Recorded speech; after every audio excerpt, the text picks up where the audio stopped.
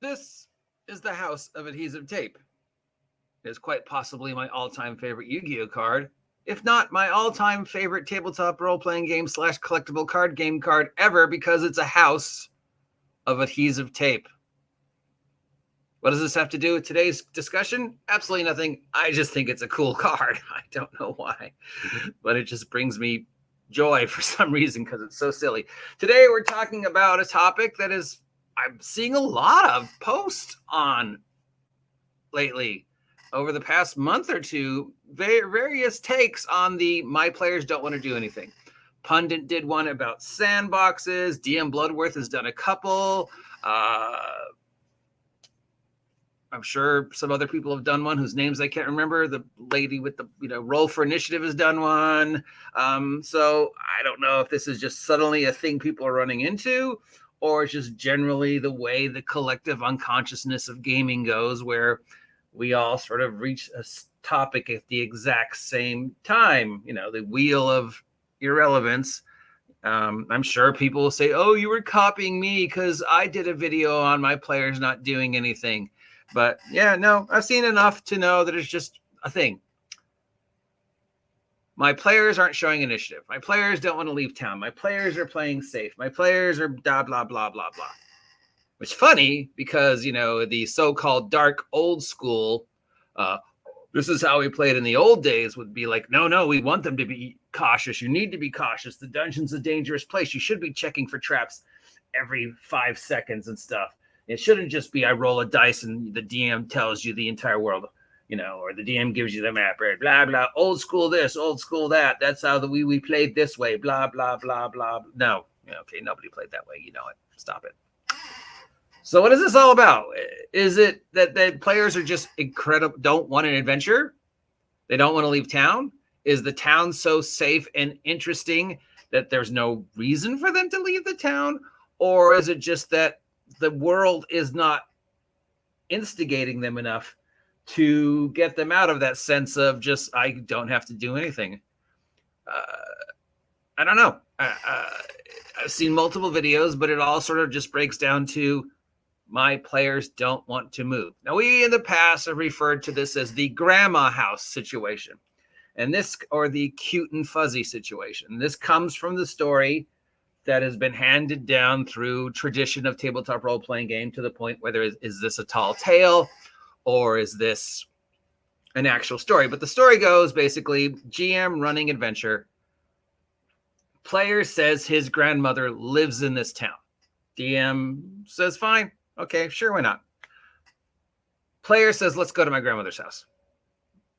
DM's, trying to get them back on the track of the adventure, but somehow, because they have dropped that kernel, it weaves its way in. So soon the DM has lost complete control of everything going on because all the players want to do is go to grandma's house. And the more the DM tries to get them not to go to grandma's house, the more they fight him, to the point where it becomes just these two competing egos going, this is what I want versus this is what I want. The table wanted to go to grandma's house. The DM didn't want them to go to grandma's house. It brought the game to a standstill. Now, is this story true or not? I don't know. My personal experience with it, I have seen it happen where players wanted to do one thing and the GM wanted them to do something else. And the more the GM tried to get them not to do that thing, the more they wanted to do that thing. So when eventually the DM just table flipped, he gave up. He couldn't get them to do what they wanted to do, what he wanted them to do, and they wanted to do this thing. And that's the problem with these, my players don't show initiative. It's always just breaks down to, once the players get locked in to whatever that is, going to grandma's house, the more the DM tries to prevent that from happening to get the story back on track, the more unconsciously people will fight against that. It's not a conscious decision. It's an unconscious decision. And when you're dealing with a group, that unconscious decision seeps its way into the collective of the group. And it's very hard to deal with a group once a group gets their mindset on something, as we've seen, right? Real life has shown us, right? So now you have 3, 4, 5, 6, 87 people sitting at your table who have all unconsciously agreed they need to do this.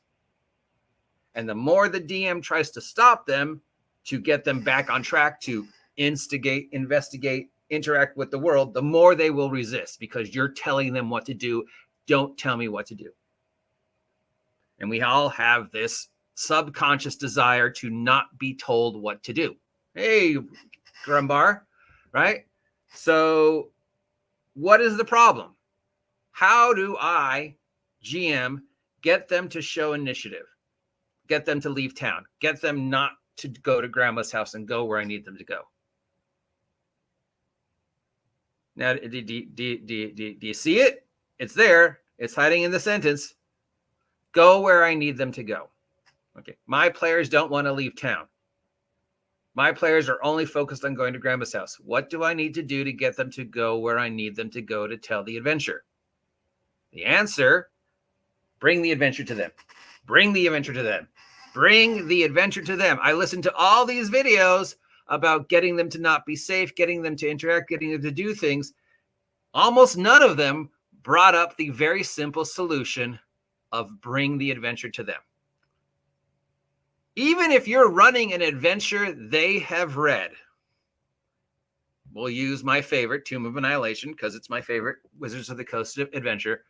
Even if every player at your table has read Tomb of Annihilation, the events of Tomb of Annihilation do not happen until the players go there, right? I mean, events are happening, the world is moving forward, these situations, scenarios, but these scenarios are out there, they're happening, but they're happening in a nebulous bubble, which means they're happening whether the players interact with them or not. So bring it to them.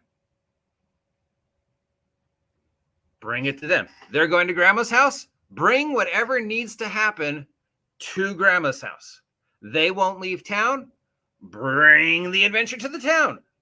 The giants are attacking Grumbarville. Oh, well, we live in Oswaldton. And we don't want to leave Oswaldton. Okay. The giants decide to attack Oswaldton. Fuck Grumbarville.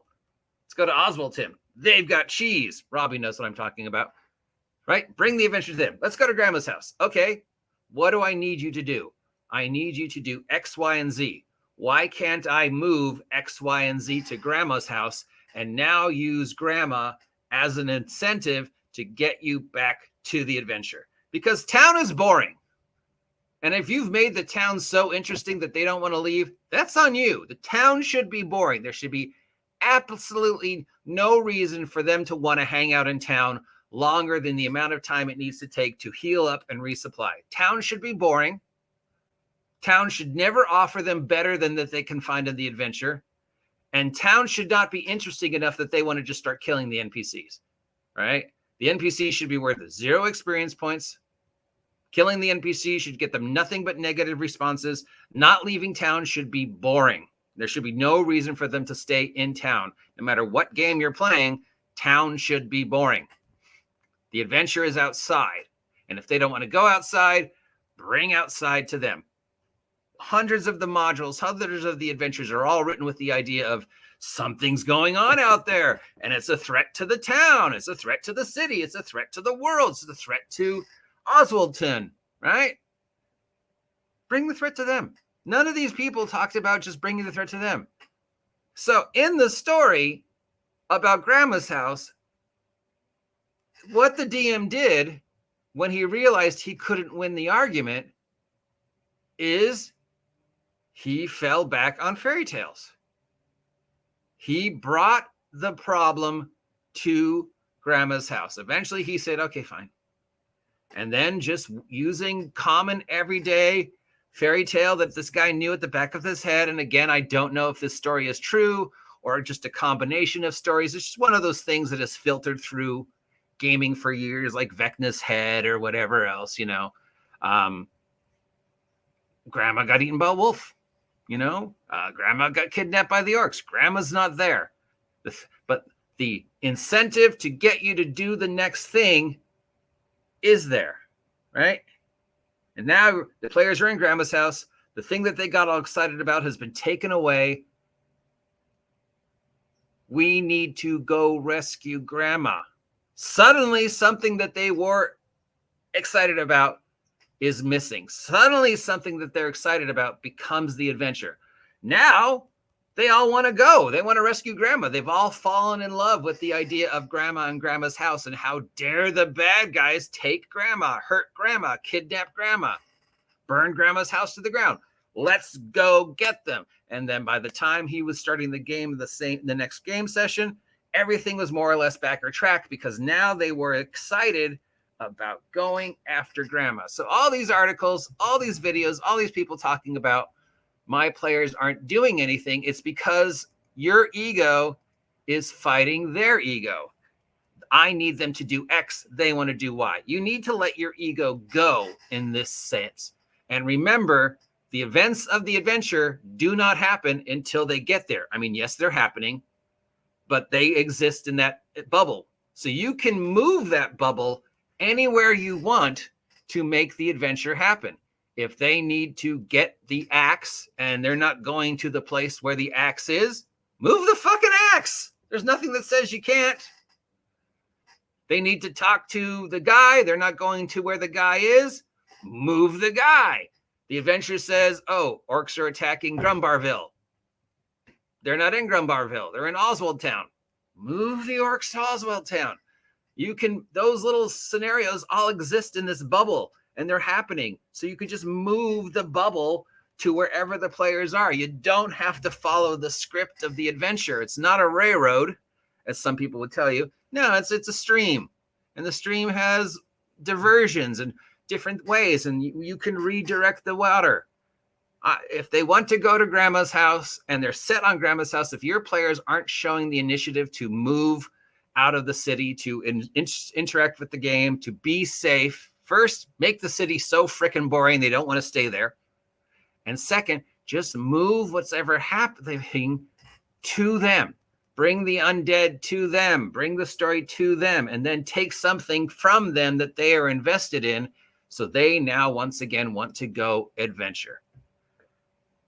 Now, as for the other thing about, oh, they're playing safe in the dungeon and they're checking for traps and they're being very, very safe. Okay, again, let them be safe.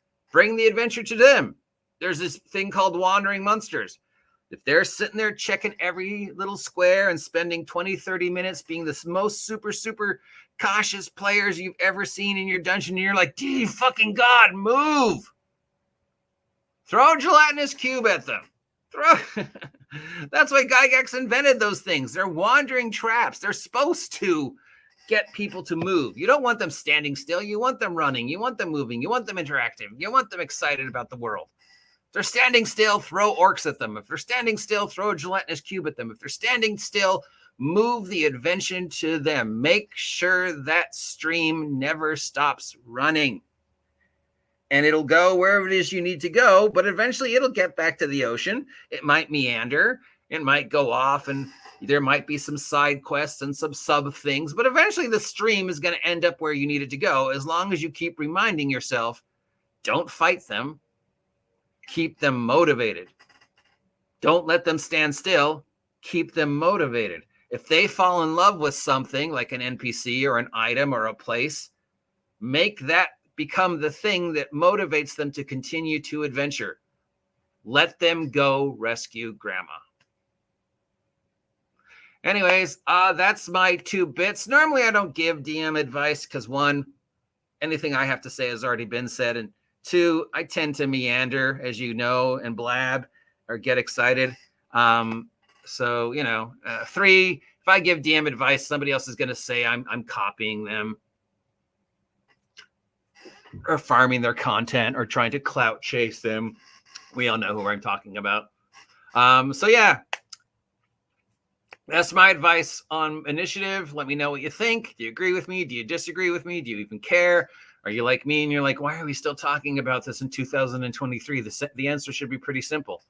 Anyways, let me know. Meanwhile, still the single best collectible card game card that I know of, House of Adhesive Tape.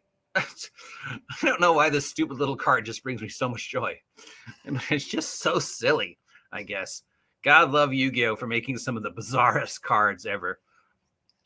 Let me know where your mind is at on the topic. Please feel free to put down your ideas in the comments on how to Motivate your players to interact with your world and adventure again. Till next time, I'm the OGGM. If you appreciate this content, like, share. Please subscribe if you haven't subscribed yet. Help me hit 2,000 subs by the end of the year. And consider supporting me. I've got merch. I've got this whole, Wretched Vigilantes thing that I've been creating. And, those vet bills for Steve are expensive. So, yeah, you want to support Steve the Cat, consider buying my merch. Till next time, have a great Saturday. I'll talk to you nerds later. Stay healthy. And, of course, get off my land. Go outside. Kill some monsters.